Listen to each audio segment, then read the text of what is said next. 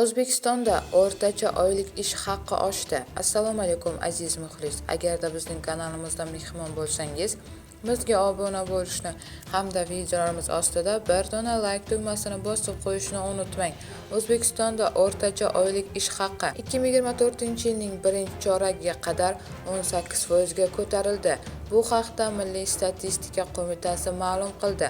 Qayd etilishicha, joriy yilning birinchi choragida O'zbekistonda o'rtacha oylik ish haqi nominal hisoblangan ish haqi 5,791,1 so'mni tashkil etdi.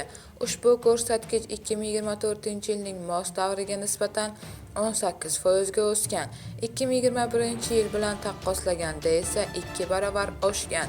Joriy yilning yanvar-mart oylarida hududlar kesimida eng yuqori ish haqi Toshkent shahriga to'g'ri kelib 9,88 million so'm, undan keyingi o'rinlar esa 7,33 million so'm bilan Navoiy hamda 5,43 million so'm bilan Toshkent viloyatlari egallagan. Ish haqining eng kam miqdori esa 4,08 million so'm bilan Qashqadaryo viloyati qayd etilgan. Eslatib o'tamiz, O'zbekistonda 2024-yilga o'rtacha ish haqi 2023-yilga qaraganda 17,4% ga ko'tarilgani haqida xabar berilgan edi.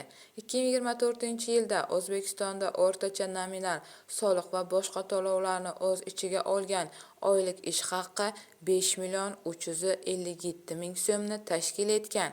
Ushbu ko'rsatkich 2023-yilda 4,562,000 so'mni tashkil etadi deyiladi xabarda. Bu xabarni barcha yaqinlarimizga jo'natib qo'yamiz hamda videomiz ostida bir dona like tugmasini bosishni unutmaymiz.